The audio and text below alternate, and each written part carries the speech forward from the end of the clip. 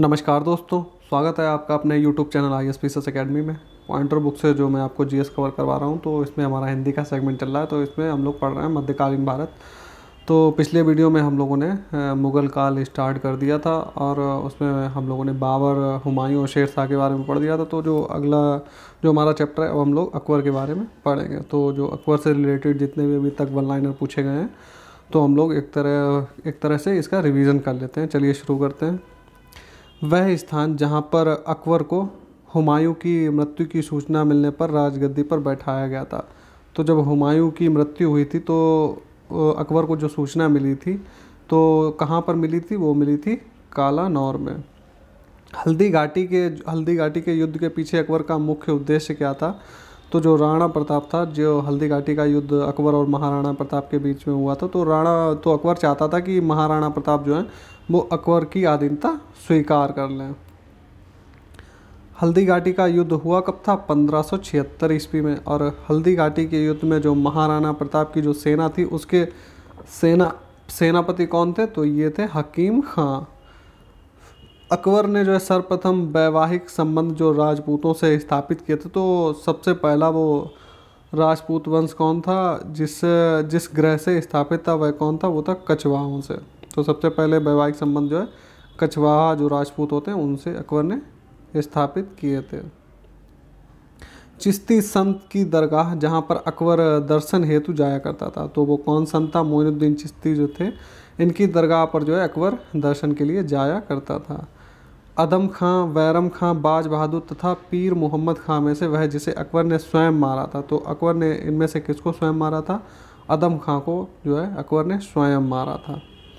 राजपूताना का वह राज्य जिसने अकबर की संप्रभुता स्वीकार नहीं की थी, तो वो कौन सा था? वो था मेवाड़ राज्य।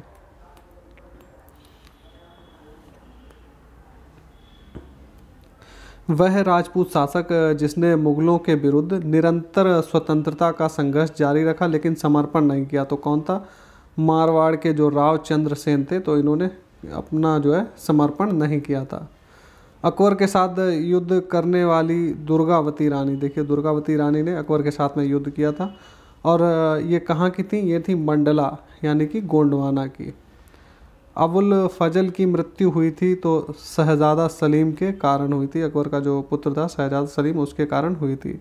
अकबर को राष्ट्रीय सम्राट सिद्ध करने में सहायक तथ्य कौन कौन से? तो वो कौन से तथ्य हैं जिनको जो है अकबर को जो है एक राष्ट्रीय सम्राट सिद्ध करने में सहायक हैं? तो कौन कौन से देख लेती हैं कि प्रशासकीय एकता, प्रशासन की एकता, कानूनों की एकरूपता यानी कि मैक्सिमम लोगों के लिए समान कानून, और सांस्कृतिक एकता का प्रयत्न भी उसने किया था, और उसकी धार्मिक नीति भी कहीं ना कहीं उदार थी। तो ये जो सारे तथ्य हैं, ये अकबर को एक राष्ट्रीय सम्राट सिद्ध करने में सहायक होते हैं। आगे बढ़ते हैं हम लोग। अकबर की लोकप्रियता के कारण थे, क्या क्या कारण थे? देखिए, उसने मनसबदारी प्रथा स्टार्ट की थी, उसकी धार्मिक नीति भी उदार थी, और भू राजस्व की व्यवस्था, और उसने जो सामाजिक सुधार किए थे, तो ये जो है अकबर की लोकप्रियता के कारण थे। वह मुस्लिम शासक जिसने तीर्थ यात्रा कर जो है समाप्त कर दिया था, तो अकबर ने जो है तीर्थ यात्रा कर समाप्त कर दिया था। बाबर, हुमायूं, अकबर तथा औरंगजेब में से वह बादशाह जिसको प्रबुद्ध निरंकुश कहा जाता है, तो अकबर को जो है प्रबुद्ध निरंकुश कहा जाता है। वह शासक जिसने आज्ञा दी थी कि आदमी को एक ही स्त्री से विवाह करना चाहिए, और वह तभी दूसरा विवाह कर सकता है जब उसकी पहली पत्नी वंध्या हो। तो ये किसने आज्ञा दी थी? तो ये अकबर ने दी थी। अकबर के बारे में हम लोग कथन देख लेते हैं, स्टेटमेंट। अकबर ने लड़के और लड़कियों के विवाह की आयु निर्धारित करने का प्रयास किया था। और क्या किया था? अकबर ने लड़कियों को अभिभावकों के दबाव से अलग स्वयं की इच्छा से विवाह करने की भी स्वतंत्रता दी थी। तो ये कथन जो है अकबर के बारे में कहे जा सकते हैं। अकबर का शासन जाना जाता है किसके लिए? क्षेत्रों को जीतने के लिए, और किसके लिए? अपनी प्रशासनिक व्यवस्था के लिए और न्यायिक प्रशासन के लिए उसका शासन जाना जाता है। चलिए आगे देखते हैं कि अकबर ने शासन काल में पुनर्गठित केंद्रीय प्रशासन तंत्र के अंतर्गत सैनिक विभाग का प्रमुख कौन था? तो जो मीर बख्शी होता था, वो सैन्य विभाग का प्रमुख होता था अकबर के समय में। अकबरकालीन सैन्य व्यवस्था आधारित थी, तो मनसबदारी व्यवस्था जो उसने चलाई थी, तो उस पर सैन्य व्यवस्था आधारित थी। मध्यकालीन भारत में मनसबदारी व्यवस्था लागू की गई थी। क्यों? स्वच्छ प्रशासन सुनिश्चित करने के लिए मनसबदारी प्रथा स्टार्ट की गई थी। अकबर द्वारा दीवान का पूर्ण रूपेण दर्जा दिए जाने वाला प्रथम व्यक्ति कौन था? मुजफ्फर खां था। अकबर ने जो मनसबदारी प्रणाली लागू की थी तो वह देखिए उधार ली गई, या मतलब कि कहाँ से उसने ये सोच कहाँ से ली थी, ये थिंकिंग कहाँ से? तो मंगोलिया में ये प्रणाली प्रचलित थी, तो वहीं से इसने इनोवेटिव तरीके से यहाँ पर भी वही लागू की थी। अकबर के काल में हर 10 घुड़सवार सैनिकों के लिए मनसबदारों को रख रखाव करना पड़ता था, तो 20 घोड़ों का। तो एक जो है कि हर 10 घुड़सवार सैनिकों के लिए मनसबदार, देखिए एक सैनिक के लिए कितने 2 घोड़े रखने पड़ते थे, तो इसीलिए 10 घुड़सवारों के लिए 20 घोड़ों की ज़रूरत पड़ती थी। जाप्ती, दहसाला, नसक तथा कानकुट में थे जो है वह कर व्यवस्था जिसे बंदोबस्त व्यवस्था के नाम से भी जाना जाता। तो दहसाला जो है इसको बंदोबस्त व्यवस्था के नाम से भी जाना जाता है। अकबर के काल में भू राजस्व व्यवस्था की एक प्रसिद्ध नीति आईन दहसाला पद्धति ये निर्मित किसने की थी? तो ये टोडरमल ने की थी। जब्ती प्रणाली उपज थी किसकी? अकबर की थी। भू राजस्व प्रशासन के क्षेत्र में शेरशाह एवं अकबर के मध्य नैतर्य की कड़ी है। मतलब कि जो शेरशाह से लेकर अकबर के समय तक जो कड़ी चलती रही वो कौन थी? टोडरमल जो था वो शेरशाह से लेकर अकबर के समय काल में भी भू राजस्व का प्रबंध कहीं ना कहीं देखता रहा। वह इतिहासकार जिसने दीन इलाही को एक धर्म कहा, तो मोहसिन फ़ानी जो थे इतिहासकार, इन्होंने जो है दीन इलाही को एक धर्म के रूप में माना है। इबादत खाने का निर्माण करवाया था किसने? अकबर ने। फतेहपुर सीकरी का इबादत खाना था, तो ये क्या था, किस लिए था? वह भवन था जिसमें विभिन्न धर्मों के विद्वानों के साथ अकबर जो है क्या करता था? विचार विमर्श या फिर चर्चा करता था। फतेहपुर सीकरी में स्थित वह इमारत जिसे शान फतेहपुर कहा जाता है, तो जामा मस्जिद जो है इसको शान फतेहपुर कहा जाता है। स्वर्ण महल, पंचमहल, जोधाबाई महल एवं अकबरी महल में से वह स्मारक जो फतेहपुर सीकरी में नहीं है, तो अकबरी महल फतेहपुर सीकरी में नहीं है, बाकी स्वर्ण महल, पंचमहल, जोधाबाई महल ये सब जो है फतेहपुर सीकरी में स्थित हैं। दिल्ली में स्थित वह ऐतिहासिक स्मारक जो भारतीय तथा फारसी वास्तुकला शैली का उदाहरण है, तो हुमायूं का मकबरा जो है भारत प्लस फारसी वास्तुकला शैली का एक उदाहरण है। सुलह ए कुल का सिद्धांत प्रतिपादित किसने किया था? अकबर ने किया था। अकबर के द्वारा अपनाई गई सुलह ए कुल क्या था? कि सार्वभौमिक शांति और भाईचारा बना रहे, तो इसके लिए सुलह कुल की अवधारणा आधारित थी किस पे? तो इसके लिए वो क्या करता था? उसने राजनीतिक उदारता बरती, धार्मिक सहनशीलता तथा उदारवादी सांस्कृतिक दृष्टिकोण पर जोर दिया था। वह मुगल बादशाह जिसके विरुद्ध जौनपुर से फतवा जारी हुआ था, तो अकबर के विरुद्ध जो है जौनपुर से फतवा जारी हुआ था। अकबर ने कहाँ पर बुलंद दरवाज़ा बनवाया? तो बुलंद दरवाज़ा किसने बनवाया था? अकबर ने बनवाया था। और कहाँ पर बनवाया था? फतेहपुर सीकरी में। जहांगीर, शाहजहां, हुमायूं तथा अकबर में से वह मुगल सम्राट जिसने शिक्षा संबंधी सुधार किए, तो अकबर ने जो है शिक्षा संबंधी सुधार भी किए थे। अकबर द्वारा बनवाई गई श्रेष्ठतम इमारतें पाई जाती, तो फतेहपुर सीकरी में जो है इमारतें जो बनी हैं श्रेष्ठ, तो वो किसके द्वारा बनवाई गई हैं? अकबर के द्वारा। मैक्सिमम जो है इमारतें बनी हैं वो अकबर के द्वारा। अकबर के शासन में जो है इलाहाबाद में 40 स्तंभ युक्त मंजिल के निर्माण में 5,000 से 20,000 लोगों ने 40 साल तक काम किया था। तो ये स्टेटमेंट किसने दी है? तो ये विलियम फिंच ने स्टेटमेंट दी है। अकबर द्वारा बनाई गई वह इमारत जिसका नक्शा जो है बौद्ध विहार की तरह है, तो बौद्ध विहार का जो स्ट्रक्चर होता है उस तरीके से बना है। क्या बना है? पंचमहल। जहांगीर महल स्थित है कहाँ पर? आगरा में। दिल्ली का लाल किला, आगरा का किला, इलाहाबाद का किला एवं लाहौर का किला में से वह किला कौन सा है जिसका निर्माण अकबर के राज्यकाल में नहीं कराया गया? तो जो दिल्ली का किला है लाल किला, इसका निर्माण अकबर के काल में नहीं, शाहजहां के काल में हुआ था।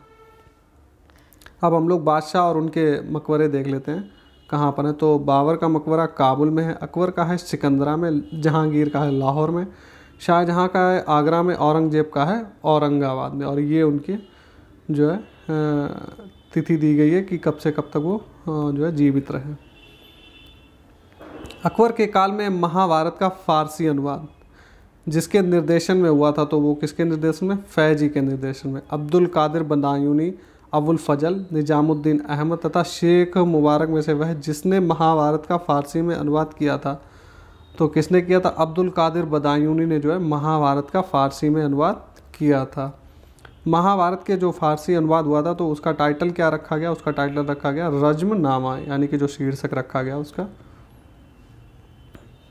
वह जो अकबर की इच्छा अनुसार रामायण का फारसी में अनुवाद किया था, तो अब्दुल कादिर बदायूनी ने किया था। मोहम्मद हुसैन, मुकम्मल खां, अब्दुस समद, मीर सैयद अली में से वह जिसे जो है सम्राट अकबर ने क्या किया था? जरी कलम की उपाधि दी। तो मोहम्मद हुसैन को जो है अकबर ने जरी कलम की उपाधि दी थी। जैन साधु जो अकबर के दरबार में कुछ वर्ष रहा, जिसे जगत गुरु की उपाधि से सम्मानित किया गया। तो हरि विजय जो सूरी थे, ये कुछ समय के लिए जो है अकबर के दरबार में रहे थे, तो इनको जो है जगत गुरु की उपाधि भी दी थी। किसने? अकबर ने। अबुल हसन, दसवंत, किशनदास और उस्ताद मंसूर में से जो मुगल काल जो सम्राट अकबर के समय में प्रसिद्ध चित्रकार था, तो कौन? दसवंत जो था वो अकबर के समय के प्रसिद्ध चित्रकार रहे थे। इंग्लैंड की रानी एलिजाबेथ प्रथम का समकालीन भारतीय राजा कौन था? तो जब रानी एलिजाबेथ प्रथम शासन कर रही थी तो जो भारत का जो मुगल बादशाह था वो कौन था? अकबर। भारत का वह शासक जिसके शासनकाल में इंग्लिश ईस्ट इंडिया कंपनी का गठन हुआ था, तो अकबर का शासन उस समय चल रहा था जब ईस्ट इंडिया कंपनी का गठन हुआ था। वह मध्यकालीन भारतीय लेखक जिसने अमेरिका की खोज का उल्लेख किया है, तो अबुल फजल जो हैं इन्होंने अमेरिका की खोज का अपने उल्लेख जो है अपने ग्रंथ में किया है। अकबर के दरबार में आने वाला पहला अंग्रेज व्यक्ति कौन था? Ralph Finch. आगे बढ़ते हैं कि अकबर के शासनकाल की प्रमुख घटनाओं का व्यवस्थित क्रम जो है इस प्रकार है। किस तरीके से? सबसे पहले उसने जजिया कर की समाप्ति की, उसके बाद इबादत खाने का निर्माण कराया, फिर महजर पर हस्ताक्षर किए, उसके बाद में दीन इलाही की स्थापना की। तो उसके जो कार्य थे आपको जो है कि क्रम से लगाने थे क्वेश्चन के हिसाब से। अकबर ने बंगाल तथा बिहार का जो है मुगल साम्राज्य में कब मिलाया था? बंगाल और बिहार को 1576 ईस्वी में अकबर ने जो है बंगाल एवं बिहार को अपने साम्राज्य में मिला लिया था। तो अब हम लोग पढ़ने वाले हैं जहांगीर, जो कि अकबर का पुत्र था। इससे रिलेटेड जो भी वन लाइनर है हम लोग देख लेते हैं कि दो अस्पा और सिंह अस्पा प्रथा किसने शुरू की थी? तो ये की थी जहांगीर ने। मुगल मनसबदारी व्यवस्था के संदर्भ में सही कथन देख लेते तो जात और सवार पद प्रदान किए जाते थे, और जो जात और सवार के पद थे ये प्रदान किए जाते थे, और मनसबदारों के 3 वर्ग थे। आगे देखते हैं कि मुगलों एवं मेवाड़ के राणा मुगलों और मेवाड़ के जो राणा थे इनके मध्य हुई थी चित्तौड़ की संधि, जिस शासक के शासनकाल में हुई थी। तो किसके शासनकाल में? जहांगीर के शासनकाल में हुई थी। ईस्ट इंडिया कंपनी ने जहांगीर के दरबार में सबसे पहले किसको भेजा था? कैप्टन हॉकिंस को भेजा था। जहांगीर के दरबार में ब्रिटिश शासक जेम्स प्रथम का राजदूत कौन था? तो ये थे थॉमस रो। जहांगीर ने खान की उपाधि से किसको सम्मानित किया था? तो ये किया था हॉकिंस को। मुगल सम्राट जहांगीर ने इंग्लिश खान की उपाधि किसको दी थी? विलियम हॉकिंस को। इंग्लैंड के जेम्स प्रथम के राजदूत सर थॉमस रो भारत कब आए थे? तो आए थे 1615 में। भारत में इंग्लैंड का वह दूत जो जहांगीर के पीछे अजमेर से लेकर मांडू तक आया था, तो कौन था वो? Thomas Roe. जहांगीर ने थॉमस रो को मिलने का अवसर कहाँ पर दिया था? अजमेर में। एक डच पर्यटक जिसने जहांगीर के शासन का मूल्यवान विवरण दिया तो फ्रांसिस्को पेलसर्ट जो था, इसने जो है अपने लेखन में है जहांगीर का जो शासनकाल था उसके बारे में महत्वपूर्ण विवरण दिया है। वह मुगल शासक जिनका मकबरा भारत में नहीं है, तो जहांगीर, बाबर और बहादुर शाह जफर, ये जो 3 मुगल शासक थे, तो इनके मकबरे जो हैं भारत में नहीं स्थित हैं, यानी कि भारत की जो क्षेत्रीय सीमा है उससे बाहर स्थित हैं। मुगल चित्रकला अपनी पराकाष्ठा पर कब पहुंची थी? जहांगीर के राज्यकाल में। जहांगीर ने नादिर उज जमा की पदवी किसको दी थी? अबुल हसन को दी थी। और नादिर उल अस्र की उपाधि किसको दी थी? ये दी थी मंसूर को। जहांगीर के दरबार में पक्षियों का सबसे बड़ा चित्रकार कौन था? मंसूर था। मुग़ल बादशाहों में से वह जिसने अपनी आत्मकथा फ़ारसी में लिखी। तो जहांगीर जो थे इन्होंने अपनी ऑटोबायोग्राफी जो है फ़ारसी भाषा में लिखी थी। अबुल फजल के हत्यारों को किसने पुरस्कृत किया था? जहांगीर ने किया था। जहांगीर के विरुद्ध विद्रोह किया था किसने? खुर्रम, महावत खां एवं खुसरो ने। खुसरो जिस मुग़ल बादशाह का पुत्र था, तो किसका पुत्र था? जहांगीर का। नूर जहां गुट, जिसको जुनता दल भी कहा जाता है, के प्रमुख सदस्य कौन कौन थे? एतमादुद्दौला या मिर्ज़ा गियास बेग, जो कि नूरजहाँ के पिता थे, और अस्मत बेगम, जो कि नूरजहाँ की माँ थी। और कौन था इसमें शामिल? और आसफ़ खां था, जो कि नूरजहाँ का भाई था, और शहज़ादा खुर्रम, जो कि शाहजहाँ था। तो ये सब जो है नूरजहाँ के गुट में सदस्य थे। एतमादुद्दौला का मकबरा आगरा में जो किसने बनवाया था? ये बनवाया था नूरजहाँ ने। प्राचीनकारी पित्राद्युरा जो संबंधित है, तो पित्राद्युरा क्या है कि दीवारों में अर्ध कीमती पत्थर जड़कर फूलों की नक्काशी करना जो है कला जो होती है, इसको पितृदूरा बोला जाता है। निर्माता और जो है उनके स्मारक हम लोग देख लेते हैं। बाबर ने बनवाई थी जामा मस्जिद संभल में। हुमायूं ने दीन पनाह बनवाया था। अकबर ने जहांगीरी महल का निर्माण किया था। जहांगीर ने अकबर के मकबरे को पूरा करवाया था। गोविंद महल जो हिंदू वास्तुकला का अप्रतिम जो उदाहरण है, कहाँ पर स्थित है? दतिया मध्य प्रदेश में स्थित है। अब हम लोग शाहजहाँ को देखते हैं कि शाहजहाँ के बारे में क्या क्या क्वेश्चन अभी तक पूछे गए हैं। ईरान के शाह और मुग़ल शासकों के बीच झगड़े की जड़ क्या रहती थी? जो हमारा उत्तर पश्चिम का जो कंधार था, ये झगड़े की मुख्य वजह रहती थी।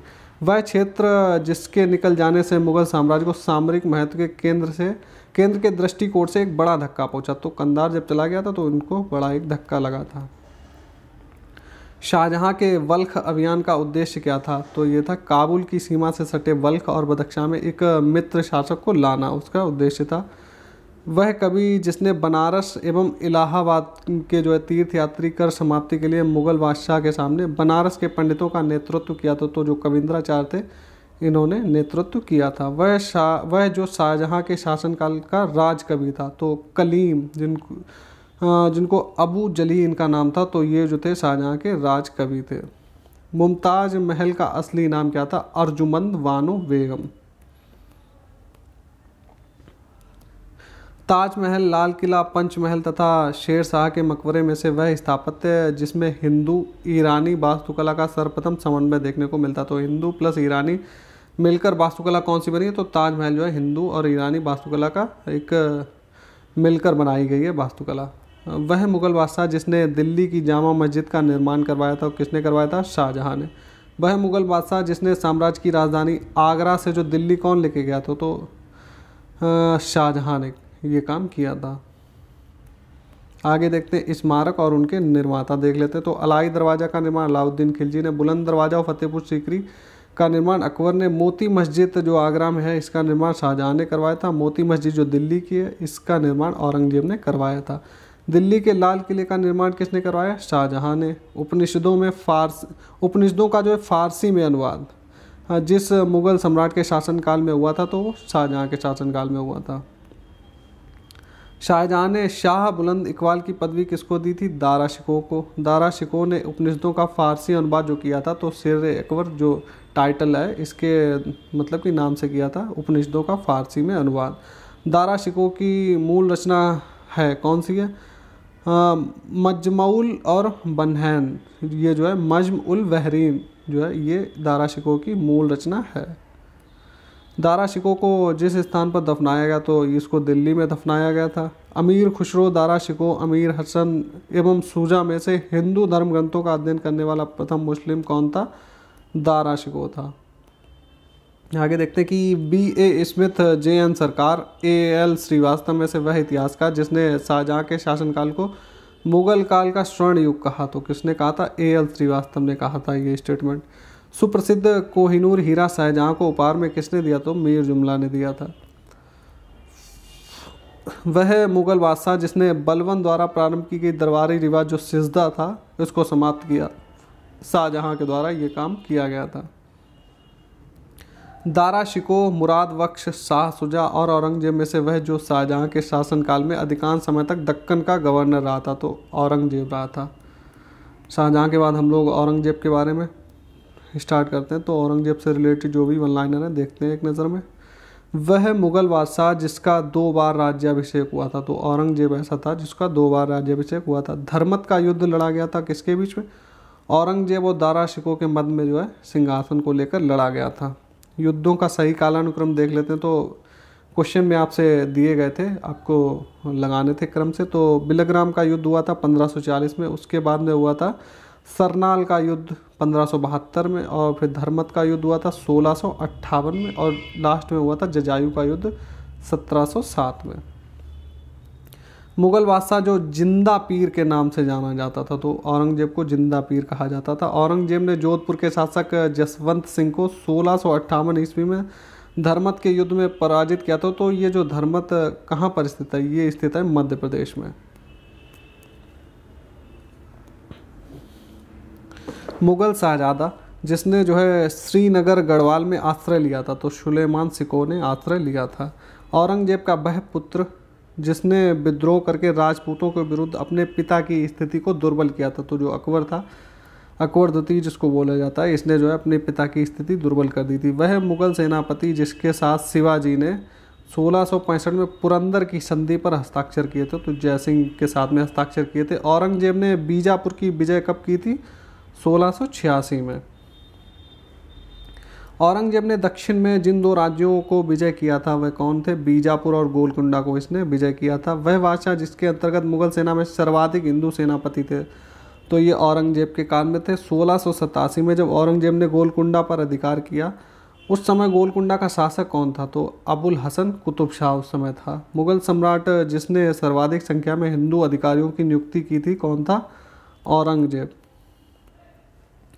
जजिया जिसके शासनकाल में पुनः लगाया गया था, तो औरंगजेब के शासनकाल में ये पुनः लगाया गया था। औरंगजेब के द्वारा चलाया गया जिहाद क्या था? जिहाद का अर्थ था दारुल इस्लाम। बीबी का मकबरा किसने बनवाया था? औरंगजेब ने। वह मकबरा जो द्वितीय ताजमहल कहा जाता है, तो जो बीबी का मकबरा जिसको राबिया उद दौरानी का मकबरा जो है, इसको द्वितीय ताजमहल की उपाधि दी जाती है। जहाँ आरा, रोशन आरा, गौहर आरा और मेहरुन्निसा में से वह जो सम्राट औरंगजेब की पुत्री थी, तो ये मेहरुन्निसा जो थी वो औरंगजेब की पुत्री थी। औरंगजेब ने साहिवात उस ज़मानी की उपाधि किसको प्रदान की थी? तो ये जहाँ आरा को प्रदान की थी। संत रामदास को संबंधित किया जाता है किससे? औरंगजेब के शासनकाल से ये संबंधित है। तो हम लोगों ने जो है मुग़ल के जितने भी शासक थे उनके बारे में पढ़ लिया। कल हम लोग जो है मुग़ल कालीन प्रशासन के बारे में पढ़ेंगे। तो आज का सेशन यहीं पे समाप्त होता है। तो बने रहिए हमारे साथ में, इसी तरीके से हम लोग पूरी की पूरी जीएस कवर करेंगे।